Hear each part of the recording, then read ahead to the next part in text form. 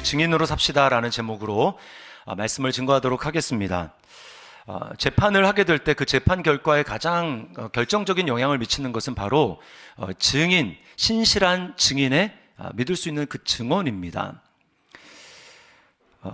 그 증인이라는 영화가 있습니다. 혹시 보신 분들이 있는지 모르겠는데 거기 보면 자폐 스펙트럼 장애를 가진 여고생이 이제 증인으로 나옵니다. 1심에서는 영상을 통해서 녹화한 것을 가지고 이제 그 증언을 하게 되는데요.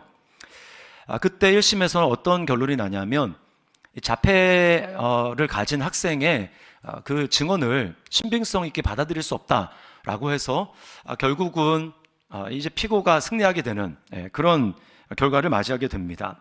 자, 근데 이 피고가 누구냐 하면 이 자폐 여학생의 길 건너편에 사는 이제 거기서 일을 하는 사람입니다.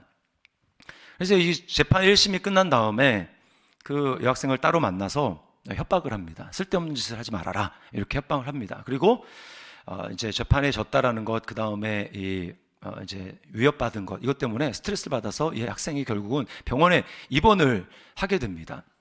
근데 이제 다시 그 증언을 좀 해달라는, 2심 때 다시 증언을 해달라는 요청을 받는데 그 어머니가 완강하게 거부를 합니다. 왜냐하면 딸이 이제 상처를 받는 게 싫은 거죠. 고통스러움을 당하는 게 싫어서 거부를 하게 됩니다. 그때요, 딸이 어머니에게 이렇게 이야기를 합니다. 그 딸 이름이 지우인데요, 어머니에게 이렇게 말해요. 나는 증인이 되고 싶어. 나는 증인이 되고 싶어. 증인이 되어서 사람들에게 진실이 뭔지 알려주고 싶어. 그리고 이제 드디어 2심에서는 영상이 아니라 실제로 나타나서 증언을 하게 됩니다. 그리고 이 학생이 가지고 있는 특별한 능력이 좀 인정을 받는데 그게 뭐냐면 엄청난 청각 능력입니다. 이게 보통 증인석이 재판석 바로 앞에 있잖아요. 근데 저기 이제 출입문 쪽에 있는 이제 그 경찰, 법정 그 경찰이 테스트를 하기 위해 가지고 이제 소근거리는 자신의 소속과 이름을 말하는데 멀리 떨어진 곳에서 정확하게 그거를 다 마칩니다. 그래서 이어서 이제 증언을 하게 되는데 그날 무슨 일이 있었는지 완전히 녹음기를 틀어놓은 것처럼 정확하게 진술을 하게 됩니다. 그러면서 재판의 결과가 완전히 뒤집어졌어요. 피고의 모든 범행이 다 드러나게 되었고 결국은 피고는 유죄 판결을 받게 됩니다. 재판이 완전히 바뀌게 된 것이죠. 여러분, 이것이 바로 이 증인의 증언의 능력입니다. 오늘 예수님은 우리를 향해서, 믿는 성도들을 향해서 너희는 나의 증인이라고 말씀을 하세요. 사도행전 1장 8절 말씀, 이것이 사도행전 전체 요절과 같은 말씀인데요, 우리 같이 한번 읽어보도록 하겠습니다. 시작. 오직 성령이 너희에게 임하시면 너희가 권능을 받고 예루살렘과 온 유대와 사마리아와 땅끝까지 이르러 내 증인이 되리라. 주님은 우리에게 분명하게 말씀합니다. 내 증인이 되리라. 이 말은 될 것이다, 안 될 수도 있다, 이 말이 아니고요, 반드시 된다. 그리고 내 증인이 되라, 다른 말로 하면 명령입니다. 여러분, 이것이 바로 성도의 정체성이에요. 성도의 정체성은 바로 예수의 증인이라고 하는 것입니다. 그런데 이 예수의 증인이라고 하는 말에 생략된 말이 있다면 그것은 바로 부활입니다. 그냥 예수의 증인이 아니라 예수님이 부활하셨다라는 것을 증언하는 그 증인으로 우리는 부름을 받았다라고 하는 거예요. 예수님의 사역을 딱 두 단어로 요약을 하자면 하나는 십자가고 하나는 부활입니다. 그리고 성경에서는 어떤 때는 부활만 나오고 어떨 때는 십자가만 나오는데 그 뭐라고 나오든지 상관없이 십자가 나오면 거긴 부활 따라 나오는 거고요, 부활만 얘기한다 할지라도 거기에는 뭐가 죽었으니까 부활하는 거잖아요. 십자가가 같이 나오는 거예요. 이 두 가지가 같이 연결되어 있습니다. 여러분, 사람들이 만약에 예수님이 살아나지 않으셨다면 사람들은 예수님을 뭐라고 생각하겠습니까? 이사야 53장에 보면 사람들이 이렇게 얘기를 한다고요. 그가 마땅한 형벌을 받아서 그렇게 됐구나. 저 사람이 십자가를 진 것은 거기에 맞는 형벌을 받게 된 거야. 그러니까 좌우편에 저렇게 살인자들이 같이 달리지 않았겠어? 라고 얘기를 합니다. 예수님이 만약에 죽음으로 끝났다면 사람들은 다 예수님이 자기 죄 때문에 죽었다고 생각을 할 거예요. 그러나 주님은 부활하셨습니다. 하나님은 예수님을 성령의 능력으로 무덤에서 부활을 시키셨어요. 이것은 무엇입니까? 예수님이 무죄라는 것이 입증이 되셨고, 예수님이 우리의 모든 죄를 대속하셨다라는 것이 입증이 된 것입니다. 그리고 부활하심으로 말미암아 이제 죽음을 정복하셨다라는 거예요. 죄와 죽음을 완전히 정복하셨다라고 하는 것입니다. 여러분, 사람들이 가장 두려워하는 것이 뭘까요? 그게 바로 죽음입니다. 2023년 통계로, 이제 2023년의 통계에 따르면 전 세계 사람들이 1초에 2명씩 죽는다고 합니다. 똑딱 하는 순간에 2명이 죽는 거예요. 그렇게 해서 하루에 몇 명이 죽는가? 하루에 16만 6천 명이 넘는 사람이 죽습니다. 우리는 전혀 느끼지 못하죠? 이렇게 많은 사람들이 죽고 있어요. 그런데 여러분, 우리가 죽음이 참 이상한 건 뭐냐면, 그렇게 실제로 많은 사람들이 죽어가고 있음에도 불구하고 그 일을 나의 일로 여기지 않는다라는 것입니다. 나의 일로 여기잖아요. 죽음만큼은 이상하게 주관화가 잘 안 됩니다. 나의 일로 받아들여지지 않아요. 그냥 객관적인 지식에 머물 뿐입니다. 그러다 보니까 죽음에 대한 준비가 잘 이루어져 있지 않죠. 그러다 어느 날 갑자기 죽음이 나에게 닥쳐오게 되면, 그러면 그때 뭘 깨닫습니까? 내가 죽음에 대한 준비가 안 되어 있구나라고 하는 것을 깨닫게 되고요. 그리고 사람들은 그 죽음을 너무나 두려워하게 되는 것입니다. 그러나 예수님을 믿는 저와 여러분들은 어떤 사람입니까? 예수님을 믿는다라는 것은 더 이상 죽음이 우리를 앗아가지 못하는, 우리는 죽음을 이기신 예수 그리스도, 물론 육체적인 죽음이 아직 있죠. 그럼에도 불구하고 예수 그리스도가 이 땅에 오셨다라고 하는 것, 예수님이 십자가에서 죽으시고 부활하셨다고 하는 것은 우리를 더 이상 영원한 죽음이 아니라 죽음을 넘어서 죽음을 정복하신 하나님 나라가 우리에게 임했다라고 하는 것입니다. 여러분, 우리가 이 땅에서 예수님을 믿는다라는 건요, 죽어서 천국이 아니고 이 땅에 이미 제가 지난주에도 말씀드렸지만 우리는 완전히 다른 세계로 진입이 된 거예요. 예수님이 죽음에서 부활하심으로 말미암아 그 세계가 열렸고, 예수님을 믿음으로 말미암아 우리는 단지 예수님과 떨어져서 나의 열심으로 예수님을 믿고 따르는 것이 아니라 예수님을 믿음으로 말미암아 우리는 예수 그리스도 안으로 들어가게 된 것입니다. 그 예수 그리스도 안에서, 그 예수님이 죽음을 이기시고 부활하신 분이기 때문에 예수 그리스도 안에 거하는 저와 여러분들도 죽음의 공포에서 자유하고 영원한 산소망을 가진 존재가 된다라는 거예요. 여러분, 이것이 바로 예수님을 믿는다라는 의미입니다. 예수님 안에 거하는 거예요. 그러기 위해서 예수님이 이 땅 가운데 오셨습니다. 우리를 죄와 죽음으로부터 완전히 건지시고 예수님이 누리시는 평안한, 완전한 절대적인 평안함, 그리고 기쁨, 이것을 우리에게 주시고자 주님은 죽음을 이기시고 죄를 정복하시고 우리를 자기 안에 두신 거예요. 예수 믿는 사람은 바로 이런 것입니다. 그래서 우리는 이 땅에서 점점 하나님의 나라를 더 많이 누리는 거예요. 처음 예수님을 믿을 때보다 시간이 갈수록 내 안에 계시는 예수님이 점점 분명해집니다. 그래서요, 평안이 더 넘치고 기쁨이 더 넘치고 하나님 나라가 점점 더 선명해지고 그 나라에 대한 소망이 점점 커지는 거예요. 이 땅에 하나님 나라를 누리는 것입니다. 여러분, 이것이 바로 믿음으로 사는 정상적인 그리스도인의 경험이에요. 그래서 골로새서 1장 13절 14절 말씀 이렇게 얘기합니다. 세 번역으로 우리 같이 한번 읽어보겠습니다. 시작. 아버지께서 우리를 암흑의 권세에서 건져내셔서 자기의 사랑하는 아들의 나라로 옮기셨습니다. 우리는 그 아들 안에서 구속 곧 죄사함을 받았습니다. 네. 우리는 바로 이런 사람들이라는 거예요. 예수 그리스도 안에 있습니다. 그러므로 예수님의 부활의 증인이 될 수 있는 거예요. 내가 예수 그리스도 안에 있기 때문에 가능한 것이죠. 제가 이렇게 우리가 예수님의 부활의 증인이다라고 얘기를 하면 이렇게 생각할 수 있습니다. 저도 옛날에 한때 그렇게 생각했던 것 같아요. 나는 예수님을 육신의 눈으로 본 적이 없잖아. 지금 사도행전을 기록한 이 제자들은 예수님을 육신의 눈으로 봤고 또 예수님의 부활도 받고 그런 예수님을 만났고, 그러니까 증인이 되고 증인으로서 혈육이 있지만 나는 아닌데 어떻게 내가 육신으로 예수님을 보지 못했는데 나보고 증인이 될 수 있다고 얘기를 하는 거지? 어떻게 나를 증인이라고 얘기를 하는 거지? 이런 궁금증을 가질 수가 있습니다. 자, 그런데요, 우리가 반드시 알아야 될 사실이 있습니다. 우리가 예수님의 증인이라고 할 때 가장 중요한 것은, 증인됨에 있어서 가장 중요한 건 뭐냐 하면 바로 성령 하나님이라는 거예요. 성령 하나님. 내 안에 성령님이 계시는가? 그게 가장 중요한 겁니다. 내가 성령님을 받았나? 라고 하는 것이 가장 중요한 일입니다. 그래서요, 요한복음 15장 26절 27절에는 이렇게 이야기하십니다. 예수님의 말씀에 우리 같이 한번 읽어보겠습니다. 내가 아버지께로부터 너희에게 보낼 보혜사 곧 아버지께로부터 나오시는 진리의 성령이 오실 때에 그가 나를 증언하실 것이요 너희도 처음부터 나와 함께 있었으므로 증언하느니라. 자, 여기 두 종류의 증인, 두 종류의 증언이 나옵니다. 하나는 뭡니까? 성령님이에요. 성령님에 대해서 뭐라고 얘기합니까? 진리의 성령이 오실 때 그가 나를 증언하실 것이요. 그 다음에 무엇입니까? 그 다음에 인간 증인입니다. 그러니까 중요한 건 뭐냐면 뭐가 먼저 나옵니까? 성령님이 먼저 나오는 거예요. 성령님이 나와서 그분이 나를, 예수님을 증언하실 것이다.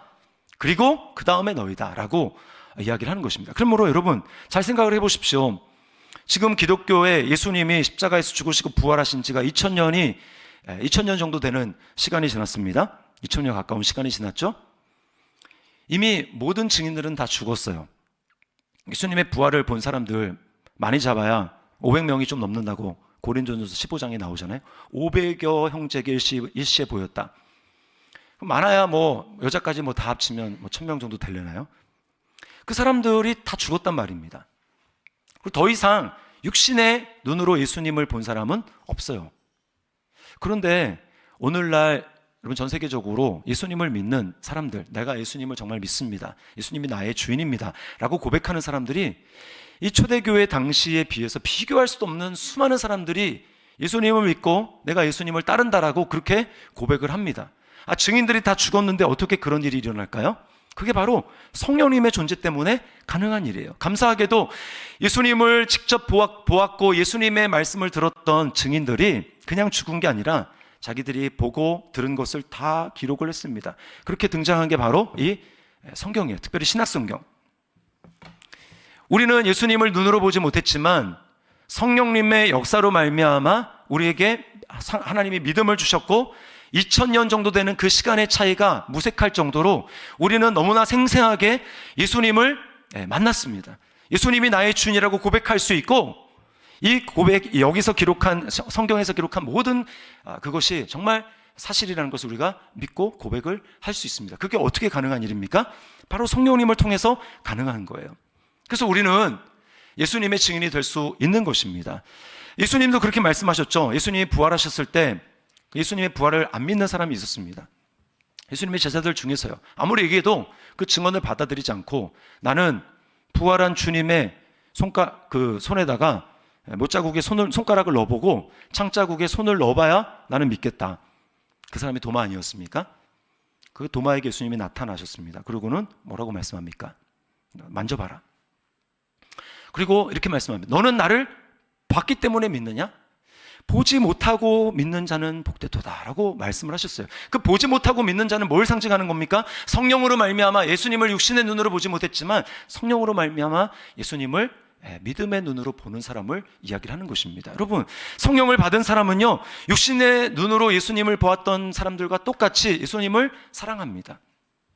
그렇지 않았다면 여러분, 예수님의 제자들이 부활하신 예수님을 본 다음에 바로 증인이 될 수 있었어야 돼요. 그러나 그들은 두려워서 증인의 사명을 감당할 수 없었습니다. 그러나 그들에게 성령이 임하자 그들은 예수님 육신의 눈으로 보았던 그 예수님을 증거할 수 있는 사람이 될 수 있었다라는 것입니다. 그러니까 가장 중요한 것은 내가 육신의 눈으로 예수님을 봤나 안 봤나? 오늘날 우리는 다 똑같은 입장에 못 봤어요. 그러나 가장 중요한 것, 내 안에 그 성령님이 계시는가? 라고 하는 것. 성령님이 증인의 영으로 내 안에 함께 하시는가? 그 확신, 성령님이 계시는 게 중요하다라는 것입니다. 예수님의 증인으로 살기 위해서 우리가 확신해야 될 사실이 또 하나 있는데 그것은 뭐냐? 오직 복음 증거를 통해서만 하나님 나라가 임한다는 것입니다. 부활하신 예수님이 계속해서 말씀하시는 건 뭐냐면 하나님 나라에 대해서 말씀을 하셨어요. 근데 제자들은 그 하나님 나라를 잘못 자기식으로 해석해서 들었습니다. 그래서 예수님께 이렇게 질문을 하죠. 6절을 보십시오. 이렇게 얘기를 합니다. 주께서 이스라엘 나라를 회복하심이 이때니까. 이 말은 이런 뜻이에요. 이제 이스라엘 나라가 로마로부터 완전 독립됩니까? 이제 주님이 보좌에 앉으셔서 로마를 정복하십니까? 주님이 부활하신 이때야말로 바로 그때입니까? 라고 물어보는 것입니다. 자기 나라가 이제 회복되는 것. 여러분, 우리가 분명히 알 것은 하나님의 나라는 우리가 사회적인 어떤 개혁을 통해 가지고 정치권의 개혁을 통해서 또 제도적인 어떤 개혁을 통해서 하나님 나라가 임하지 않는다라는 것입니다. 그런 개혁이 필요 없다라고 드리는 말씀이 아니에요. 그런 개혁을 우리가 해야 됩니다. 그러나 우선순위가 뭔가라고 하는 문제예요. 오직 하나님의 복음, 예수 그리스도의 복음이 증거되어서 사람들의 마음이 내면으로부터 변화될 때 그런 사람들에게 하나님의 나라가 임하고 그런 사람들이 많아질 때 여러분 거기서부터 변혁이 일어나는 것입니다. 그래서 예수님은요, 주님께서 이스라엘 나라를 회복하심이 이때니까 거기에 대해서 아무 말씀하지 않으시고 단지 너희는 땅끝까지 이르러 내 증인이 되라, 내 복음을 전하는 증인이 되라 라고 말씀하는 것입니다. 제가 증거를 드리겠습니다. 로마 제국을 떠올려 보십시오. 로마 제국 원래는 박해를 했습니다. 교회는 박해를 당해서 성도들은 계속해서 박해를 당했습니다. 그러다가 콘스탄틴 대제가 기독교를 공인을 합니다. 이제 다른 종교들처럼 기독교도 독자적인 지위를 갖고 박해하지 않고 인정을 해줘요. 그리고 더 나아가서 데오도시우스 황제는 기독교를 국교로 정합니다. 국교로 그냥 선포를 해버려요. 그러니까 졸지에 모든 나라 사람들은 다 세례를 받아야 하고요. 또 태어나는 사람들은 자동적으로 내 종교에 대해서 고민할 필요가 없습니다. 그냥 기독교라고 쓰면 되는 거예요. 자, 기독교를 믿는 사람들이 이제는 전에는 박해를 받았는데 박해를 받지 않고 오히려 교회와 성직자들, 그런 사람들은 오히려 권위를 갖고 기득권을 누리기 시작했습니다. 권위를 상징하는 존재가 됐어요. 또 교회법을 따르지 않으면 손해를 보는 시대가 됐습니다. 그야말로 크리스텐덤, 기독교 왕국이 된 거예요. 오늘날 우리나라가 처한 기독교 현실과 너무나 다르지 않습니까? 자, 그러면 제가 질문을 해보겠습니다. 그러면 그렇게 기독교가 국교화됐기 때문에 거기 하나님 나라가 임할까요? 그것이 정말 부흥이라고 얘기할 수 있을까요? 하나님 나라가 확장되는 것이라고 얘기할 수 있을까요? 전혀 그렇지 않다라는 것입니다. 교회 역사학자들이 이야기하는 것, 이구동성으로 얘기하는 건 뭐냐면 그때부터 기독교가 타락하기 시작했다는 거예요. 그때부터 기독교가 타락했다는 겁니다. 기독교는 힘의 종교가 됐어요. 그때부터. 어느 순간에 역사상 한 번도 그런 적이 없었는데 그때부터 기독교가 을이 아니라 갑이 됐습니다. 갑이. 여러분, 힘의 종교가 되는 순간 기독교는 그때부터 기독교가 아닙니다. 개종은 있을지 몰라도 회심은 없어요. 제국주의 시대를 한번 떠올려 보십시오. 그때 기독교 국가라고 하는 구교든 신교든 그런 국가들이 무력을 앞세워 가지고 다른 나라를 침략하지 않습니까? 그리고는 힘으로 굴복시킵니다. 그리고 자기들의 종교를 강요합니다.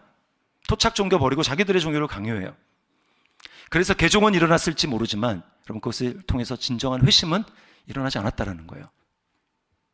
개종은 종교를 바꾸는 거고요. 회심은 마음속으로부터 우러나서 예수님이 나의 왕이십니다. 그분이 나의 진정한 주님이십니다. 라고 자발적으로 그 앞에 엎드리고 무릎 꿇는 것, 이것이 회심이에요.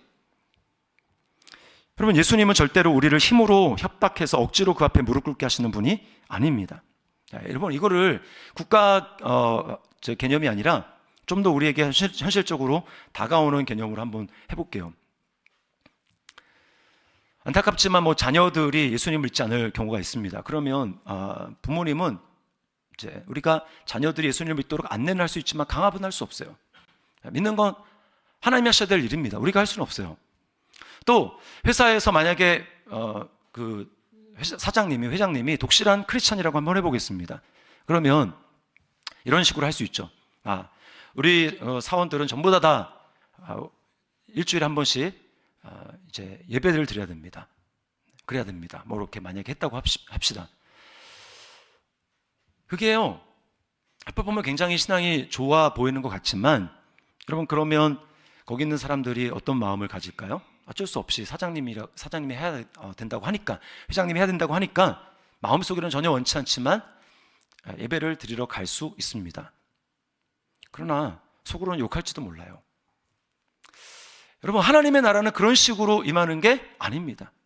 하나님, 만약에 힘으로 억지로 이거 되지 않으면 너가 피해를 볼 거야 라고 하면서 억지로 힘으로 굴복시키자 했다면, 여러분, 이 세상을 만드신 창조주 하나님보다 더 힘센 분이 어디 있습니까? 근데 그분이 힘으로 굴복했으면 그냥 벌써 끝나는 거예요. 그냥 하나님 나라 다 임하고 모든 사람들이 그냥 다 주님 앞에 뭐 예배하겠죠. 그러나 정말 마음속으로 그게 굴복이 된 것입니까? 아니죠. 하나님이 예수님을 통해서 우리를 구원하시는 역사를 보십시오. 우리가 벌써 뭐 한 2주 됐나요? 성탄절 보냈지만 하나님이신 그분이 이 땅에 오신 걸 한번 생각을 해보십시오. 하나님이잖아요. 그러면 적어도 어떻게 와야 됩니까? 가장 힘센 나라, 정복국가, 제국의 황제의 아들로 태어나야죠. 안 되면 헤롯 왕가의 왕손으로 태어나든지, 그것도 안 되면 이스라엘 나라에 태어난다면 좀 힘있는 가문에 태어나든지. 예수님을 보십시오. 가장 가난한 그런 목수의 가정에서 태어났습니다. 그래서 예수님 8일 만에 할례를 받을 때 마리아와 요셉이 이제 성전에 가가지고 제사를 드릴 때 그들이 이제 비둘기를 드려요. 그런 지금 가장 가난하다는 걸 보여주는 겁니다. 양을 드릴 형편이 안 되는 거예요. 비둘기를 드립니다. 그렇게 가장 낮은, 가장 가난한, 비천한 모습으로 예수님이 오시고요. 그리고 끊임없이 마귀는 예수님을 힘있는 메시아가 되도록 유혹했습니다. 성전 꼭대기에 데려가서 여기서 뛰어내리면 너 발이 다치지 않을 거야. 그러면 사람들이 몰리겠지. 야, 대단한 메시아가 여기 있구나. 그러면서 그렇게 하면 얼마나 편해. 얼마나 많은 사람들의 눈을 확 사로잡아서 야, 여기 메시아가 있구나 할 수 있어. 주님이 거부하십니다. 하나님을 시험하지 말아라. 오병이어 사건도 마찬가지죠. 떡 5개로 또 물고기 2마리로 5,000명이 넘는 사람을 먹이셨다니까요. 많은 사람들이 예수님을 왕으로 추대하려고 했습니다. 이스라엘의 왕. 주님은 물러가십니다. 거부하십니다. 십자가에 달려서도 마찬가지예요. 많은 사람들이 우리에게 능력을 보여라, 힘 있는 메시아임을 보여라, 십자가에서 내려와 봐라, 우리가 믿어주겠다. 주님은 끝까지 내려오지 않으십니다. 자기를 비우시고 끝까지 죽으심으로 순종하시는 거예요. 왜 그렇습니까? 여러분, 죄를 주님이 다 담당하시고 죄를 소멸하시고 죄를 없애야 되는데 죄의 핵심이 뭐예요? 죄의 핵심은 내가 높아지려는 것입니다. 내가 다른 사람보다 높아져야 되겠다라는 것입니다. 내가 갑이 되고 할 수 있으면 더 갑이 되고 할 수 있으면 더 높이 올라가서 슈퍼 갑이 되어야 되겠다라고 하는 게 여러분 죄의 핵심이에요. 여러분, 우리 중에 갑이 되고 싶지 을이 되고 싶은 사람은 아무도 없습니다. 그렇지 않습니까? 힘을 가졌어요. 엄청난 많은 그 권력을 가졌습니다. 재산이 많이 있습니다. 그런데 자기 것들을 다 내려놓고 스스로 을 중에 을이 되려는 사람이 세상에 어디 있습니까? 아무도 없어요. 세상은 다 갑이 되려고 합니다. 그리고 어떻게 하면 이것을 유지할 수 있을까? 자자손손 어떻게 갑의 위치에 있을 수 있을까? 세상 사람들이 그래서 지금 막 엄청나게 노력하는 거 아니겠습니까? 그러므로 이 죄를 없애는 이 일은 겸손하신 주님만 하실 수 있어요. 우리는 겸손한 사람 아무도 없습니다. 겸손해 보이는 것 같아도 우리는 겸손하지 않아요. 다 마음속에 막 이런 거 다 있습니다. 주님은 자신을 완전히 비우시고 하나님이신데 죄인의 자리까지 내려가십니다. 그리고 죄인을 위해서 죽으십니다. 우리 인간의 머리로는 이해할 수가 없어요. 그리고 그 주님의 사랑을 참으로 알고 깨닫게 될 때 그때 우리 마음속이 변화되기 시작합니다. 정말 자발적으로 주님 앞에 따르고 싶고 순종하고 싶은 그런 마음의 변화가 일어나는 거예요. 그 주님을 사랑하기 시작합니다. 그때 여러분, 이거를 참된 회심이라고 하고요. 그럴 때만 우리가 복음으로만 우리의 마음이 변화될 수 있습니다. 그리고 그렇게 된 변화여야만 진짜 변화고요. 그런 사람들이 모이게 될 때 그런 사람들을 통해서 세상이 바뀌어지는 거예요.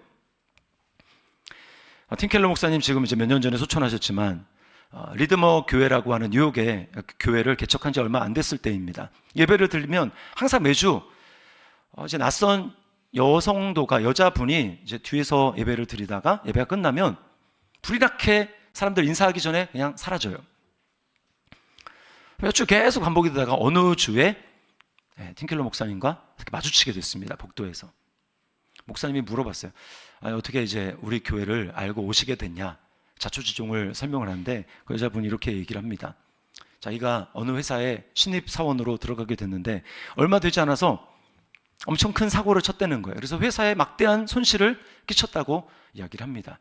그럼 당장 해고되더라도 이상하지 않는데 자기가 그 이제 회사에 끼친 손해를 마치 자기가 한 것처럼 상사가 그걸 그걸 자기 책임으로 떠났다는 거예요.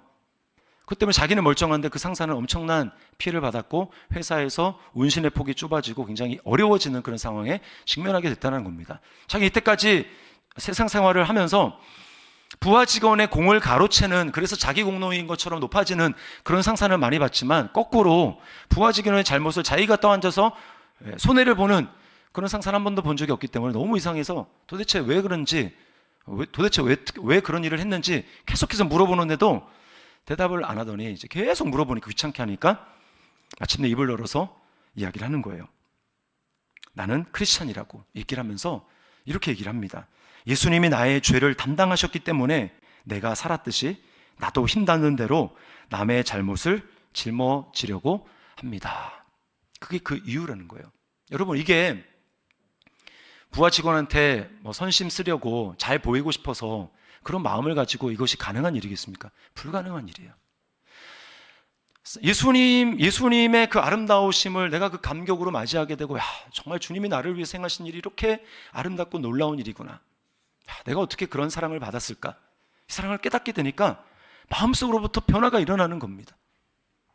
나도 부족하지만, 미력하지만 나도 예수님을 닮아가고 그 걸음을 따라가야 되겠다. 이런 마음이 일어나게 된 것이, 여러분, 이게 진정한 변화입니다. 저는요, 우리 더시티 사랑의 교회가 하나님이 힘을 주셔서 우리에게 주신 자원, 우리에게 주신 재능, 할 수 있는 것 동원해가지고 세상에 많은 개혁을 일으키고 우리가 할 수 있는 일을 통해서 많은 사람들을 섬겼으면 좋겠어요. 그러나 여러분, 단지 그 일만 일어나는 것이, 그것을 통해서 세상을 바꾸려고 하는 것이 아니라 먼저 내 안에 살아계신 예수 그리스도, 그분의 아름다우심 때문에 내 마음이 변화되어서 내 마음에 임한 하나님의 나라, 그것 때문에 내가 주님을 사랑해서 세상 가운데 그런 변혁의 일도 자연스럽게 감당해낼 수 있는, 자연스럽게 우리에게 드러나는 그러한 역사가 있기를 주님의 이름으로 축원합니다. 여러분, 우리가 이런 일이 해야 되는 거예요. 구제로 세상을 개혁할 수는 없지만 내 안에 진정한 개혁이 일어나서, 내 안에 예수님으로 복음으로 진정하게 개혁이 일어나서 그 개혁이 계속되고 그것이 겉으로 드러난 자연스러운 세상의 개혁으로 나아가는 그런 일이 우리 가운데 있기를 바라는 거예요. 마지막 세 번째는 성령의 능력을 받아야 증인의 삶을 살 수 있다는 것입니다. 여러분, 여기 능력이라는 말이 두나미스라고 하는 말인데요, 여기서 다이너마이트라고 하는 이 단어가 나왔어요. 이게 뭐냐면 엄청난 폭발력, 엄청난 능력이라는 것입니다. 그럼 왜 증인의 능력이 필요할까요? 증인이 위험하기 때문이죠.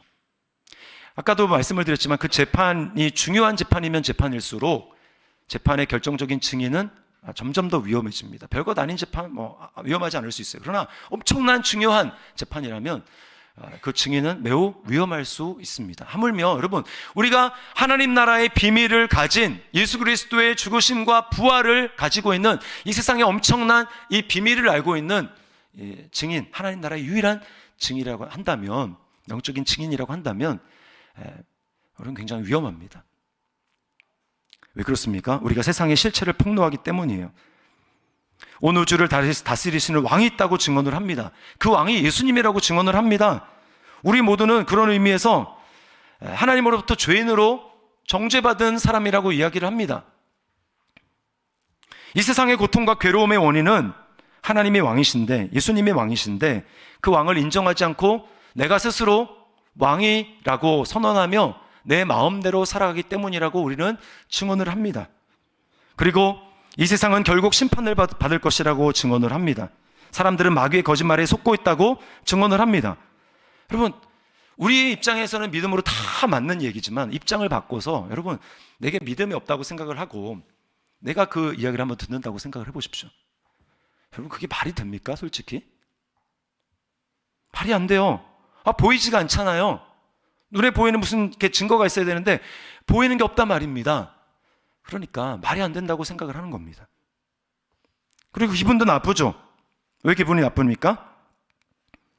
아니, 인생은 내 것인데 내 마음대로 행복을 위해서 내가 살겠다는데 무슨 갑자기 왕이 있어? 주인이 있어? 그게 어떻게 말이 됩니까? 믿음이 아니면 말이 안 되는 거예요.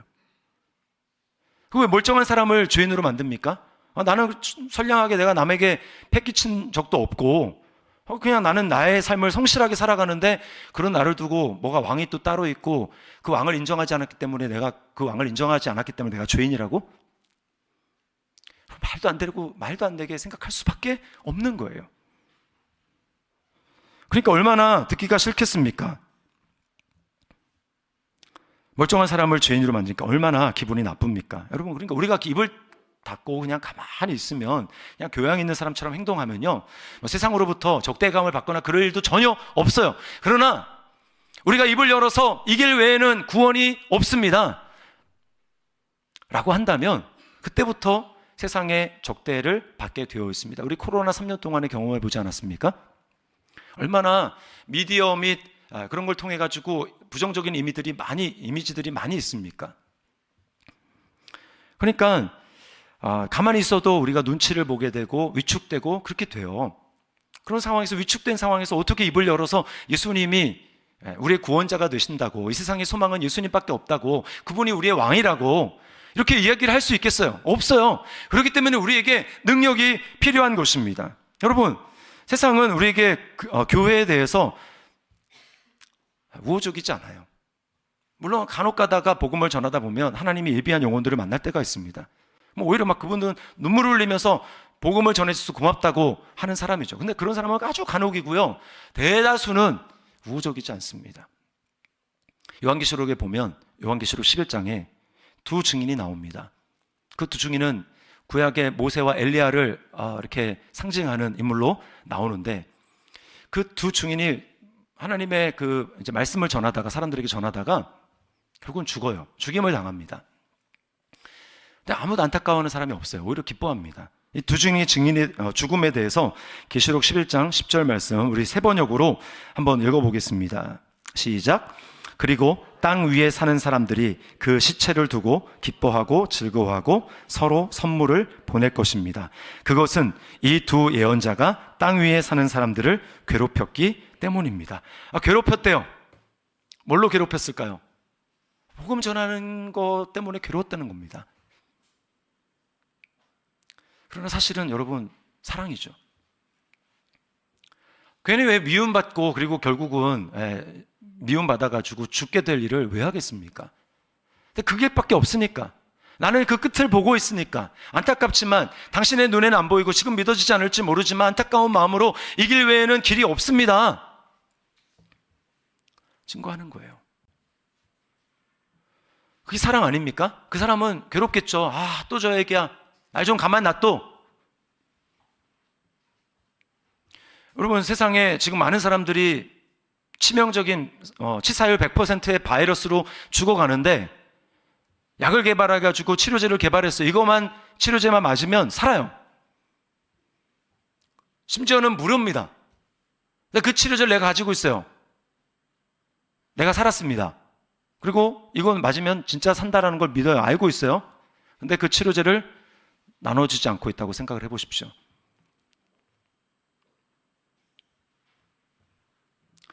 예수 그리스도가 우리에게 그런 분 아닙니까?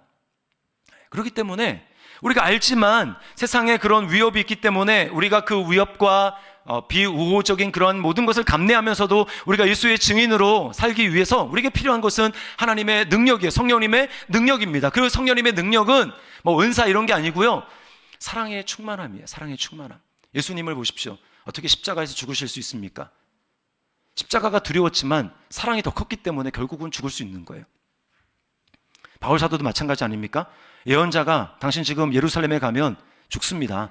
죽을 수 있습니다. 성령님이 나에게 그렇게 알려주셨습니다. 분명히 얘기해줘도 바울 사도는 계속 예루살렘으로 갑니다. 그 이유를 뭐라고 합니까?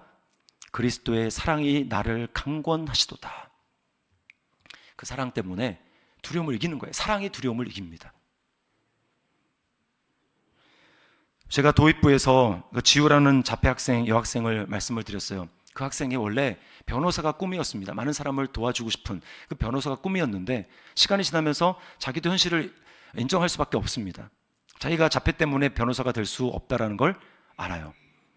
그리고 2심에 증인으로 가기 전에 엄마에게 이런 말을 합니다. 나는 아마 변호사는 될 수 없을 거야. 자폐가 있으니까. 하지만 증인은 될 수 있지 않을까? 증인은 될 수 있지 않을까? 여러분, 변호사가 되려면 로스쿨을 나와야 되고 법에 대한 전문 지식이 있어야 합니다. 감사하게도 예수님은 저와 여러분을 예수님의 변호사가 아니라 예수님의 변호인이 아니라 예수님의 증인으로 부르셨다라는 거예요. 우리가 많은 거 잘 모를 수 있어요. 그러나 분명한 것, 내 안에 예수님이 계시나? 예수님이 나의 구원자가 되시나?